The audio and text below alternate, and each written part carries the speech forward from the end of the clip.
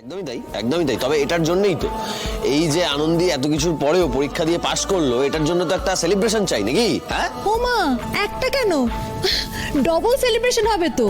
একদিকে নতুন বছর শুরু হচ্ছে, আরেকদিকে আনন্দের নতুন পথ চলা শুরু হচ্ছে। তাহলে একটা কি করে হবে? দুটো সেলিব্রেশন হবে তো। দাদা ভাই, ফোন করো, এই বাড়ির পুরুষ সঙ্গীদের ফোন করে জানাবে না যে মেয়েদেরকে ওরা এতদিন ধরে অবহেলা করে এসেছে, এত ছোট করে এসেছে, লোকজনের সামনে নিয়ে আসতে লজ্জা পেয়েছে। আজ সেই অন্ধকার থেকে উঠে আসা মেয়েরাই ওদের পাশের চেম্বারে বসে ডাক্তারি করবে।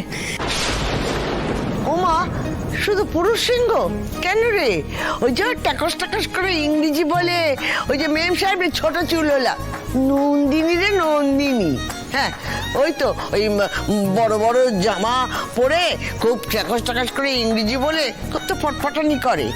বলি পারবে পারবে আমার নাত বউয়ের মতো এ জন্মে ডাক্তার হয়ে দেখাতে? পারবে না।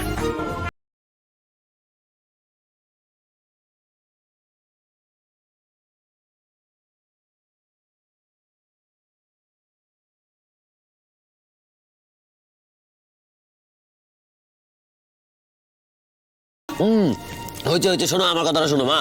তুমি এই পয়লা বৈশাখ উপলক্ষে সবাইকে নেমন্তন্ন শুরু করে দাও, কিন্তু আনন্দের এই খবরটা কিন্তু কাউকে বলো না এখন। আমরা এই খবরটা যখন পয়লা বৈশাখের পার্টি হবে না সেই সময় রিভিল করবো, ভালো হবে না? হ্যাঁ, বল না বাপু, সবার সামনে বোম ফাটাবি? হ্যাঁ ওরে, সেই দিনটার কথা ভেবে আমার যা মনে হচ্ছে না, আমার নাত বউয়ের ডাক্তার হয়েছে শুনে যা চমকান চমকাবে না সবাই। সেই চমকাচ্ছি তো, খুব চমকাচ্ছি। এই নাকি আপনি আমার ছেলের ঠাকুমা? নাতনির ডাক্তারির লাইসেন্সটা ক্যান্সেল হতে বসেছে, তাই নিয়ে কারণ মুখে একটা কথা নেই। এদিকে বাড়ি শুধু লোক, সবাই আনন্দের ডাক্তারি হওয়া নিয়ে হই হই করছে।